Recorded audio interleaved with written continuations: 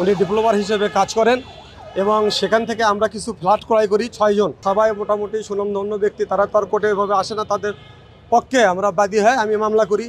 এরকমভাবে আমরা 3 জন মামলা করি। 2024 সাল থেকে শুরু হয়, পরপর ডেট দেয়। ওনাকে বারবার বলেছে কোর্ট থেকে যে আপনার ওনাদের সাথে ফয়সালা করে আসে কথা বলেন। কারণ হচ্ছে যে যেহেতু আপনার টাকা দিয়েছেন, আপনার ডকুমেন্টস আছে, সব কিছু আছে, আপনি ওদের সাথে ফয়সালা করে আসেন। এবং বারবার তাকে তারিখ দেয়, এই তারিখ পর্যন্ত আপনি জামিনে থাকলেন। উনি আমাদের সাথে বসেও না, শুধু আসে হাজিরা দিতে আসে। গত 12 তারিখেও একটা মামলা ছিল, সেদিনও বলছে যে সামনের তারিখ পর্যন্ত আপনাকে কিন্তু জামিন দেওয়া হলো। এবং 1 নম্বর আসামি ওনার মিসেস বারবার বলে যে আজকে আমার মিসেস ডেঙ্গু হয়েছে।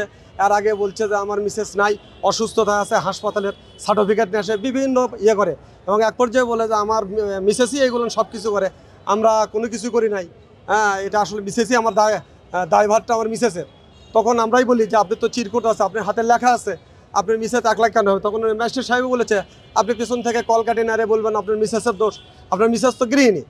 তাহলে আপনি যেহেতু একজন চাকরি করেন, সরকারি চাকরিজীবী হয়তো ব্যবসা করা যান, এটা তো আপনি ভালো মতো জানেন। এইভাবে ওনাকে বলেছে।